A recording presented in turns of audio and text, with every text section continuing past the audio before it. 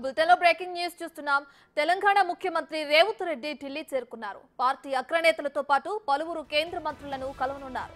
ముఖ్యంగా మంత్రివర్గ విస్తరణతో పాటు కొత్త పీసీసీ అధ్యక్షుడి ఎంపికపై హైకమాండ్తో చర్చించే అవకాశం ఉన్నట్లు తెలుస్తుంది.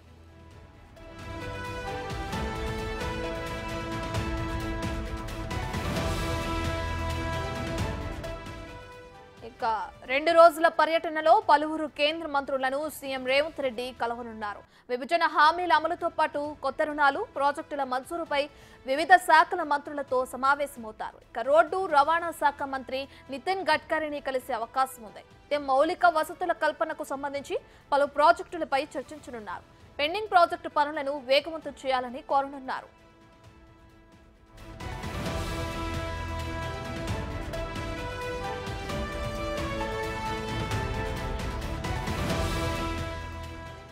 ఏఐసీసీ ప్రెసిడెంట్ మల్లికార్జున ఖర్గేతో పాటు రాహుల్ గాంధీని సీఎం రేవంత్ రెడ్డి కలవనున్నారు. పార్టీకి సంబంధించిన అంశాలపై చర్చించనున్నారు. ప్రభుత్వం ఏర్పడి 8 నెలలు గడుస్తుండటంతో మంత్రివర్గ విస్తరణపై హైకమాండ్తో చర్చించి ఎవరిని కొత్తగా మంత్రివర్గంలోకి తీసుకోవాలనే దానిపై రేవంత్ చర్చలు జరిపే అవకాశం ఉన్నట్లు తెలుస్తోంది.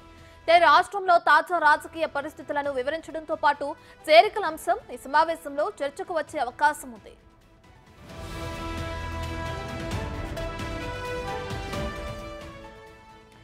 ఇప్పటికే కొన్ని నామినేటెడ్ పదవుల పంపకం పూర్తవడంతో మిగిలిన పదవులు ఎవరెవరికి కేటాయించాలి, పదవులు దక్కని సీనియర్లను ఎలా గౌరవించాలనే విషయంపై కూడా అధిష్టానంతో రేవంత్ చర్చించనున్నారు.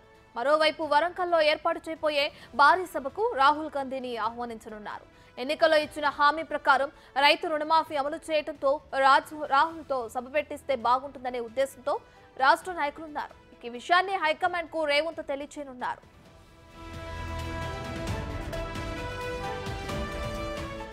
ముఖ్యంగా పీసీసీ చీఫ్ ఎంపికపై ప్రస్తుత ఢిల్లీ పర్యటనలో క్లారిటీ వచ్చే ఛాన్స్ ఉంది. గత ఢిల్లీ పర్యటనలోనే పీసీసీ చీఫ్ ఎంపికపై ఓ నిర్ణయానికి వచ్చినప్పటికీ పార్టీలో ఏకాభిప్రాయం రాకపోవడంతో పీసీసీ చీఫ్ ఎంపిక వాయిదా పడింది. అయితే ఈసారి మాత్రం కొత్త పీసీసీ చీఫ్ ఎంపికపై స్పష్టత రానున్నట్లు తెలుస్తోంది.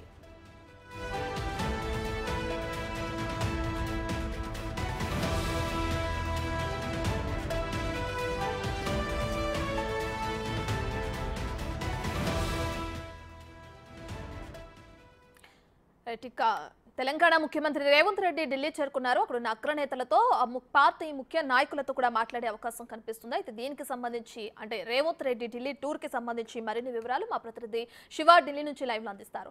రైట్ శివ, ఇప్పటికే చూసుకుంటే కొత్త పీసీసీ అధ్యక్షుడి గురించి మాట్లాడే అవకాశం కనిపిస్తుంది. అంటే పార్టీలో విభేదాలు రావడంతో అంటే అందరూ ఏకగ్రీవంగా లాస్ట్ టైం నిర్ణయించినప్పుడు ఇది చేయకపోవడంతో మళ్ళీ కొత్తగా ఈ సమావేశంలో మాట్లాడే అవకాశం కనిపిస్తుంది. ఇప్పుడు మాట్లాడిన తర్వాత ఎవరి పేరుని ఖరారు చేసే అవకాశం కనిపిస్తుంది శివ? రైట్ రత్న, తెలంగాణ సీఎం రేవంత్ రెడ్డి 2 రోజుల ఢిల్లీ పర్యటనలో భాగంగా ఢిల్లీ చేరుకున్నారు. ఈరోజు కాంగ్రెస్ పార్టీకి సంబంధించిన అగ్రనేతలను కలిసే అవకాశం కనిపిస్తుంది. రాహుల్ గాంధీ విదేశీ పర్యటనలో ఉన్న నేపథ్యంలో ఈరోజు సాయంత్రానికి ఢిల్లీ చేరుకునే అవకాశం ఉంది. ఒకవేళ అపాయింట్మెంట్ అంటే త్వరగా రాహుల్ గాంధీ ఢిల్లీ వస్తే కనుక ఈరోజు రాహుల్ గాంధీతో సీఎం రేవంత్ రెడ్డి భేటీ అవకాశం కనిపిస్తుంది. ఇది రుణమాఫీకి సంబంధించి ఏదైతే రీసెంట్గా ₹1,00,000కి సంబంధించి రుణమాఫీ చేశారో దానికి సంబంధించి వరంగల్లో నిర్వహించే కృతజ్ఞత సభకు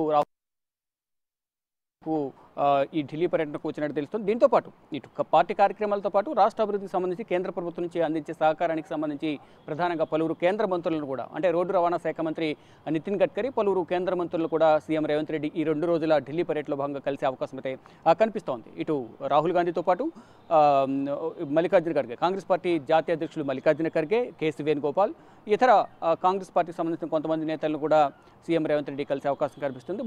ముందుగా పార్టీ కార్యక్రమాలు వ్యవహారానికి ఒకసారి వస్తే కనుక పార్టీ కార్యక్రమాలకు సంబంధించి గత కొన్ని రోజులుగా కూడా లాస్ట్ పర్యటనలో కూడా మంత్రివర్గ విస్తరణ, నామినేటెడ్ పోస్టుల భర్తీ, నూతన పీసీసీ ప్రెసిడెంట్ ఎవరు అనే దానిపై కూడా పలు చర్చలు అయితే జరిగాయి. అంటే గత పర్యటన సందర్భంగానే ఫైనల్ అయినట్లుగా తెలుస్తుంది. కానీ ఈ నామినేటెడ్ పదవులకు సంబంధించి మరి ముఖ్యంగా మంత్రివర్గ విస్తరణకు సంబంధించి ఆశావాహుల సంఖ్య ఎక్కువ ఉండడం, తమ వర్గానికే మంత్రి పదవులు ఇవ్వాలని కొంత పెద్ద పోటీ ఉన్న నేపథ్యంలోనే లాస్ట్ టైం ఈ మెలిక పడినట్లు తెలుస్తుంది. ఈ నేపథ్యంలోనే ఈసారి పర్యటన 2 రోజుల పర్యటనలో భాగంగా ఇటు నామినేటెడ్ పోస్టులు, మంత్రివర్గ విస్తరణ, నూతన పీసీసీ ప్రెసిడెంట్ ఎవరు అనే దానిపై మాత్రం ఒక స్పష్టత వచ్చే అవకాశం అయితే ప్రధానంగా కనిపిస్తోంది. వీటితో పాటు తెలంగాణకు సంబంధించి విభజన సమయంలో ఇచ్చిన హామీలకు సంబంధించి కానీ, గతంలో ఇచ్చిన హామీలు ఏవైతే ఉన్నాయో కేంద్ర ప్రభుత్వం అమలు చేయలేదు, వాటి గురించి మరొకసారి చర్చించే అవకాశం కనిపిస్తుంది. గత పర్యటన సందర్భంగానే కేంద్ర మంత్రులందరినీ కూడా దాదాపు సీఎం రేవంత్ రెడ్డి కలిశారు. వారికి కొన్ని వినతి పత్రాలు కూడా సమర్పించారు. ఇటు రోడ్డు రవాణా శాఖ మంత్రి నితిన్ గడ్కరీతో భేటీ అయ్యారు. ఈ రోడ్డు రవాణాకు సంబంధించి, రోడ్లకు సంబంధించి కూడా, కొన్ని హైవేలకు సంబంధించి కూడా సానుకూలంగా స్పందించినట్టు తెలుస్తోంది. మరోవైపు ఇతర ఆరోగ్య శాఖ మంత్రికి సంబంధించి కానీ, పెట్రోలియం శాఖ మంత్రి, అర్బన్ డెవలప్మెంట్ శాఖ మంత్రి వీళ్ళందరినీ కూడా కలిసి రాష్ట్రానికి సహకారం అందించాలనేది ప్రధానంగా డిమాండ్ వారి ముందు ఉంచబోతున్నారు. మరోవైపు రానున్న బడ్జెట్లో ఏదైతే 23వ తేదీన సోమవారం నుంచి పార్లమెంట్ బడ్జెట్ సమావేశంలో 23న కేంద్రం బడ్జెట్ ప్రవేశపెట్టబోతుంది. ఇప్పటికే బడ్జెట్ ప్రతులన్నీ కూడా తయారయ్యాయి. దాంట్లో తెలంగాణకు ఎంతవరకు కేటాయింపులు చేశారనే దానిపై కూడా ప్రధానంగా కేంద్ర మంత్రులతో చర్చించే అవకాశం అయితే ప్రధానంగా కనిపిస్తోంది. రత్న. రైట్ శివ, అయితే ఇప్పటికే చూసుకుంటే ఏదైతే భారీ సభ ఏర్పాటు చేయనున్నారో వరంగల్లో, దానికి కూడా అటు రాహుల్ని ఆహ్వానించబోతున్నట్లు కూడా తెలుస్తుంది. అయితే దీనికి సంబంధించి రాహుల్ వచ్చే అవకాశం కనిపిస్తుందంటారా? ప్రధానంగా ఈ నేపథ్యంలోనే ఇటు వరంగల్లో నిర్వహించబోయే ఏదైతే కృతజ్ఞత సభ ఉందో సభకు రాహుల్ గాంధీని ఆహ్వానించబోతున్నారు. ఈ సభకు తప్పనిసరిగా రాహుల్ గాంధీ హాజరు కావాలి అనేది ప్రధానంగా రేవంత్ రెడ్డి నిర్ణయించుకున్నారు. దానిలో భాగంగానే సీఎం రేవంత్ రెడ్డి రాహుల్ గాంధీతో భేటీ అయి ఈ వరంగల్లో జరిగే భారీ బహిరంగ సభకు అక్కడ కృతజ్ఞతగా ఏర్పాటు చేయబోతున్నాం. కాబట్టి రుణమాఫీ చేశాము, మరోవైపు ఇక ఆగస్టు 15తో మొత్తం కంప్లీట్గా రుణమాఫీ క్లియర్ చేయబోతున్నామంటూ కూడా రేవంత్ రెడ్డి మొదటి నుంచి చెప్తున్నారు. దానిలో భాగంగా ముందస్తుగానే, అంటే సమయం ఇచ్చిన హామీ కన్నా ముందే, సమయం మిగిలి ఉండగానే ఈ హామీ నెరవేర్చబోతున్నాం. కాబట్టి తెలంగాణ ప్రజలు కూడా ఎంతో సంతృప్తిగా ఉన్నారు. తెలంగాణ ప్రజలు తెలంగాణ కాంగ్రెస్ ప్రభుత్వం పట్ల, తెలంగాణ రాష్ట్ర ప్రభుత్వం పట్ల ఎంతో కృతజ్ఞతగా ఉన్నారు. వారందరూ కూడా తెలంగాణ ప్రజలు ఎంతో, ఇటు రైతులైతే ఎంతో ఆనందం వ్యక్తం చేస్తున్నారు. గతంలో ఎప్పుడు కూడా రుణమాఫీ జరగలేదు, ఈ స్థాయిలో జరగలేదు. దేశ చరిత్రలోనే తొలిసారి ఈ రుణమాఫీ జరగడం అనేది వీరందరూ తెలంగాణ ప్రజలందరూ కూడా చర్చించుకుంటూ ఉన్నారు. ఈ నేపథ్యంలోనే ఇటు అంటే తెలంగాణలో ఈ హామీలను నెరవేర్చడానికి నాకు అధిష్టానం సపోర్ట్ ఉంది, కాబట్టి అధిష్టానానికి కృతజ్ఞతగా ఒక సభ ఏర్పాటు చేస్తున్నాను, ఆ సభకు మీరు హాజరు కావాలంటూ కూడా ఇటు రాహుల్ గాంధీని కలవబోతున్నారు. కలిసి ఆహ్వానాన్ని పలకబోతున్నారు.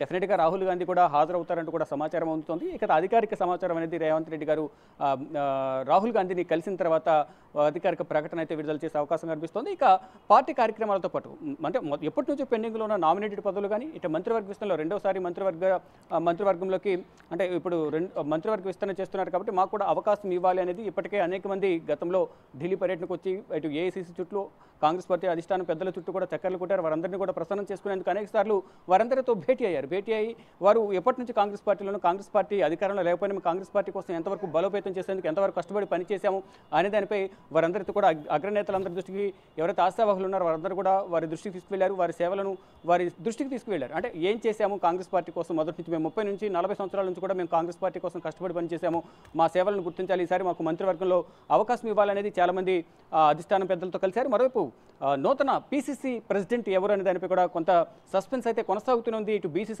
సామాజిక వర్గానికి సంబంధించి ఇద్దరు పేర్లు ప్రధానంగా వినిపిస్తున్నాయి, మధ్యాష్కి గౌడ్, మహేష్ కుమార్ గౌడ్. ఇక మొదటి నుంచి కూడా మధ్యాష్కి గౌడ్ అలాగే మహేష్ కుమార్ గౌడ్ పేర్లు తెర మీదకు వస్తున్నప్పటికీ ఎవరిని ఫైనల్ చేస్తారు అనే దానిపై కూడా ప్రధానంగా తెలియాల్సింది. మరోవైపు ఎస్టీ సామాజిక వర్గానికి సంబంధించి కూడా బలరాం నాయక్ అలాగే సంపత్ కుమార్, మాజీ ఎమ్మెల్యే సంపత్ కుమార్, ప్రజెంట్ ఎంపీగా ఉన్న ఎస్టీ సామాజిక వర్గానికి సంబంధించి బలరాం నాయక్, వీరి పేర్లు కూడా పీసీసీకి సంబంధించి రేస్లో పేర్లు అయితే వినిపిస్తున్నాయి. మేము కూడా ఆశావాహులుగా ఉన్నాము, కాంగ్రెస్ పార్టీ కోసం కష్టపడి పనిచేశాం కాబట్టి, అంటే మాకు ఇవ్వకపోయినా మేమైతే రేస్లో ఉన్నాం, మేము కూడా పార్టీ కోసం పనిచేస్తాం కాబట్టి మాకు కూడా ఇవ్వాలని మేము అనుకుంటున్నాము. కాంగ్రెస్ కానీ ఫైనల్గా అధిష్టానం ఏ నిర్ణయం తీసుకుంటే దానికి మేము కట్టుబడి ఉంటామంటూ కూడా వారైతే చెప్తున్నారు. కానీ ఇటు Mahesh Kumar Goud, PCC working president ఎవరైతే ఉన్నారు మహేష్ కుమార్ గౌడ్ అయితే ధీమా వ్యక్తం చేస్తున్నారు. తనకే అధిష్టానం మద్దతు ఉంది, అధిష్టానం ఆశీర్వాదం ఉంది, నాకే పీసీసీ ప్రెసిడెంట్కి అవకాశం ఉంటుందంటూ కూడా మహేష్ కుమార్ గౌడ్ అయితే చెప్తున్నారు. ఇక మొత్తంగా చూసుకుంటే ఈ 2 రోజుల పర్యటనలో ఇటు రాష్ట్ర అభివృద్ధికి సంబంధించి కేంద్ర ప్రభుత్వం నుంచి రావాల్సిన నిధుల గురించి కేంద్ర మంత్రులు కలుస్తారు, మరోవైపు పార్టీకి సంబంధించి పార్టీ అధిష్టాన పెద్దలను కలవబోతున్నారు, మరోవైపు ఇతర పార్టీలకు సంబంధించి చేరికలకు సంబంధించి కూడా కొన్ని కీలక నిర్ణయాలు తీసుకుంటున్నారు. దానికి సంబంధించి ఎవరెవరిని తీసుకోవాలి, ఎవరిని తీసుకోవడం ద్వారా మొదటి నుంచి కాంగ్రెస్ పార్టీలో ఉన్న వారికి ఎటువంటి ఇబ్బంది ఉండకుండా ఉంటుంది అనేది ముందుగా కాంగ్రెస్ పార్టీలో ఉన్న నేతలందరితో చర్చించిన తర్వాత తర్వాత చేరికల గురించి కూడా వారితో మాట్లాడి ఎవరైతే వస్తున్నారో వారితో మాట్లాడి షరతులను విధించి కాంగ్రెస్ పార్టీలోకి తీసుకుంటున్నారు. అందరినీ కలుపుకుపోవాలనే ఉద్దేశంతోనే కాంగ్రెస్ పార్టీలో తీసుకొస్తున్నారు. కాంగ్రెస్ పార్టీని బలోపేతం చేసేందుకు రేవంత్ రెడ్డి ఈ చేరికలను కూడా చేరికలు తీసుకుంటున్నారు ఒక ఇతర పార్టీల నుంచి. దానికి సంబంధించి కూడా కాంగ్రెస్ అధిష్టానం పెద్దలతో చర్చలు జరిపి మరిన్ని చేరికలు భవిష్యత్తులో ఉండబోతున్నాయి. దాని గురించి ఇక పార్టీ కార్యక్రమాలు రాష్ట్రాభివృద్ధికి సంబంధించి 2 రోజుల ఢిల్లీ పర్యటనలో జరగబోతోంది.